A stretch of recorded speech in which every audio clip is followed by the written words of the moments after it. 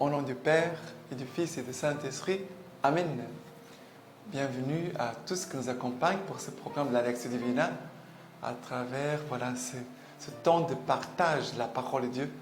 Et je souhaite la bienvenue à tous les frères et sœurs de la Communauté Semence Ouverte, membres de vie, membres d'Alliance, bienfaiteurs, amis, de toutes les personnes membres de nos familles qui nous accompagnent pour vivre ce temps de la parole de Dieu.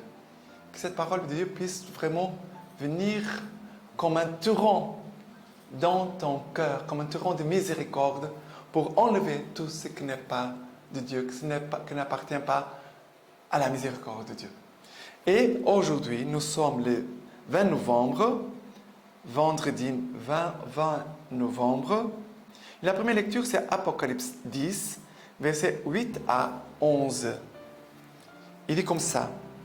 Puis la voix du ciel que j'avais entendue me parla de nouveau. Va prendre les petits livres ouverts dans la main de l'ange, debout sur la mer et sur la terre. Je m'en fus alors prier l'ange de me donner les petits livres. Et lui me dit, tiens, mange-le, et te remplira les entrailles d'amertume, mais dans ta bouche, il aura la douceur du miel. Je pris le petit livre de la main de l'ange et l'envalai. Dans ma bouche, il avait la douceur du miel, mais quand je l'ai eu mangé, il remplit mes entrailles d'amertume.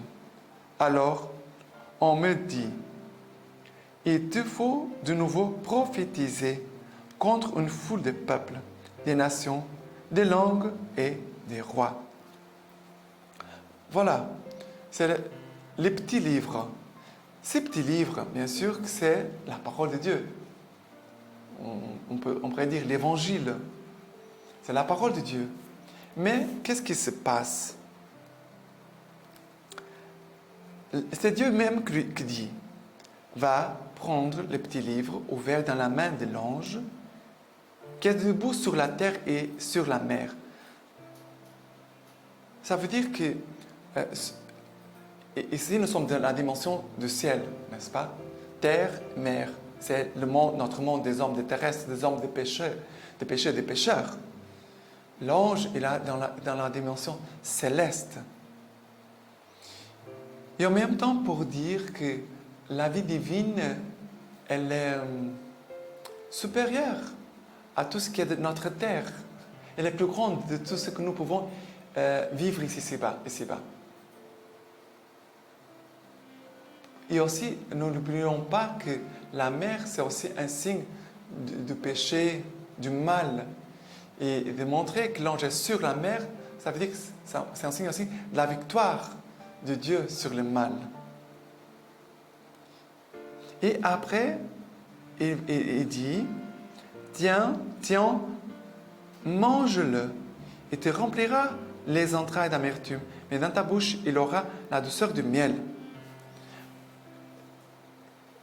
Et pour comprendre cette parole, parce qu'il va faire exactement ça, Jean va faire cela, il va manger le petit rouleau, le petit livre, il va dire vraiment dans ma bouche, il était comme du miel, mais dans mes entrailles, il m'a rempli d'amertume.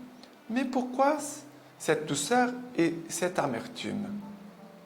Regardez. D'où c'est les messages annoncent le triomphe de l'Église. Amer, il en prophétise aussi des souffrances.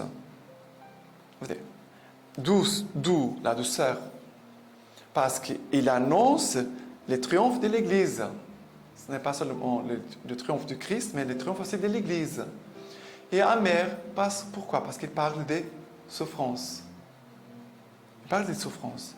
Et après, il dit au verset 11, alors il me dit, l'ange, il te faut de nouveau prophétiser contre une foule de peuples, des nations, des langues et des rois.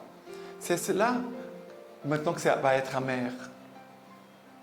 Pourquoi? Parce que de faire face à la dureté du péché, ce n'est pas facile.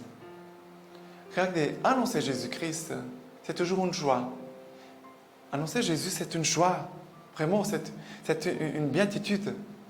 mais de faire face à l'endurcissement des cœurs qui refusent de se convertir, qui refusent d'accueillir Dieu, qui vont même parfois faire les contraires, qui vont s'opposer à Dieu, vont s'opposer aux envoyés de Dieu, aux messagers de Dieu.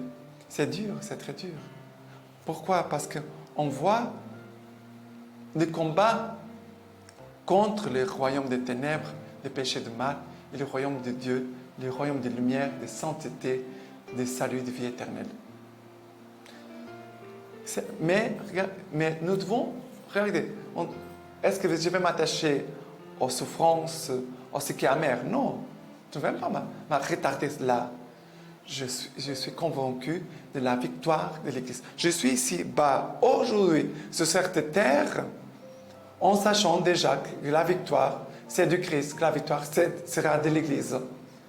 Ça, je le sais. Parce que c'est la parole de Dieu qui le dit et je crois à la parole de Dieu. Plus que tout.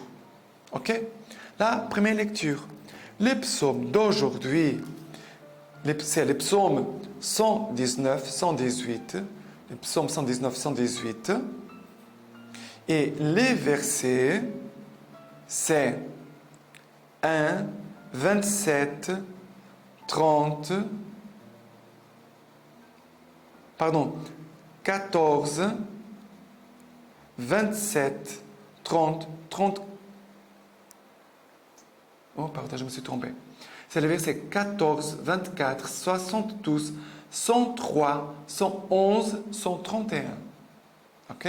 Verset 14, 24, 72, 103, 111, 131. Dans la voix de ton témoignage, je jubile, plus qu'en toute richesse. Je me réjouis, quoi? Dans le témoignage de Christ, dans la parole de Christ, dans ce que le Seigneur m'annonce. Ma joie, c'est le Seigneur, ce n'est pas moi. Après, verset 24. Ton témoignage, voilà mes délices, tes volontés, mes conseillers. Ton témoignage, ça veut dire les paroles du Seigneur. La volonté ta volonté, Seigneur, tes paroles sont mon conseil, sont mes conseillers. Après, on fait un saut vers le 72. 72.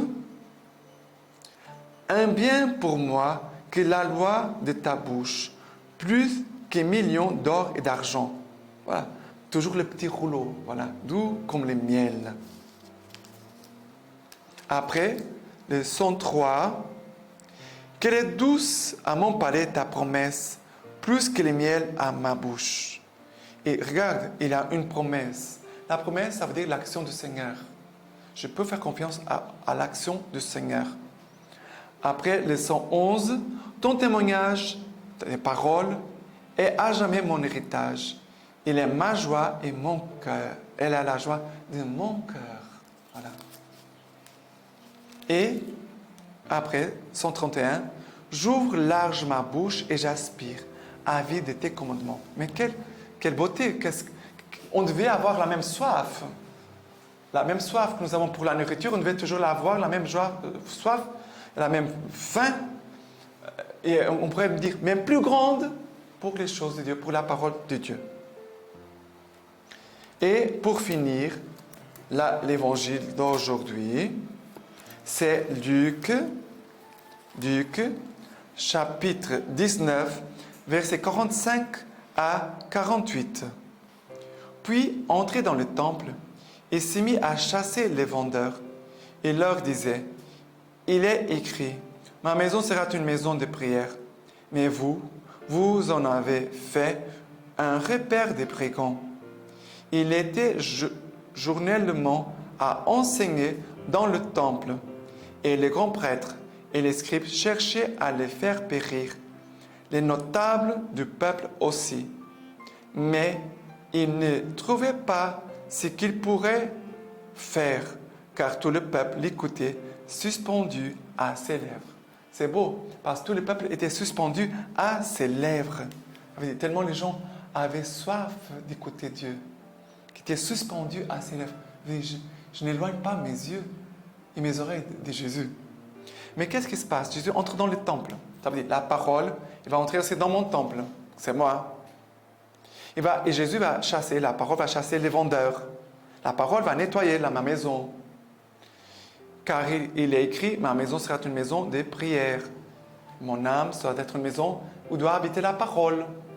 Parce que nous allons dire ce qui habite dans notre cœur. La bouche parle de ce qui dont le cœur est plein.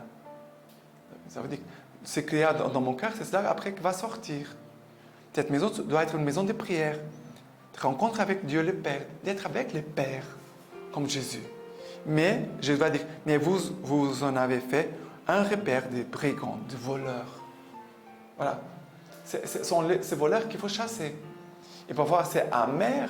La parole, parfois, elle est amère parce qu'on se rend compte qu'il y a des voleurs, des brigands dedans de nous. Et Jésus était tous les jours dans le temple, en train d'enseigner. Mais on voit les prêtres et les scribes qui voulaient tuer Jésus. Mais le peuple, parce que les pauvres, les simples, les humbles étaient là, suspendus à ses lèvres. Voilà. Là, Jésus veut vraiment entrer aussi dans notre temple. Veut que sa parole habite en nous. Et la lecture patristique d'aujourd'hui, c'est le mystère du Christ et la vie de l'Église, de Saint Jean Eudes, prêtre sur les royaumes de Jésus. Il dit, nous devons continuer à accomplir en nous les états mystérieux de Jésus et les prier souvent, qu'il les consomme et accomplisse en nous et en toute l'Église. Voilà, c'est très fort, c'est très important. C'est pourquoi Saint Paul dit que Jésus-Christ s'accomplit dans son Église. Et d'ailleurs, et ailleurs, il dit qu'il accomplit en son corps la passion de Jésus-Christ, dit Saint Paul. Il a dessein de consommer en nous les mystères de son incarnation, de sa naissance, de sa vie cachée, en se formant en nous et en prenant naissance dans nos âmes par les saints sacrements des baptêmes et de la divine Eucharistie, et en nous faisant vivre d'une vie spirituelle et intérieure qui soit cachée avec lui en Dieu. Il a dessein de perfectionner en nous le mystère de sa passion, de sa mort et de sa résurrection, en nous faisant souffrir, mourir et ressusciter avec lui et en lui. Il a le dessein de perfectionner en nous les mystères de sa passion, de sa mort et de sa résurrection, en nous faisant souffrir, mourir et ressusciter avec lui et en lui. Voilà, avec ces paroles de Saint Jean Eudes, on finit notre lecture divine d'aujourd'hui. Que le Dieu Tout-Puissant vous bénisse, vous garde, vous protège, lui qui est Père, Fils et Saint-Esprit. Amen.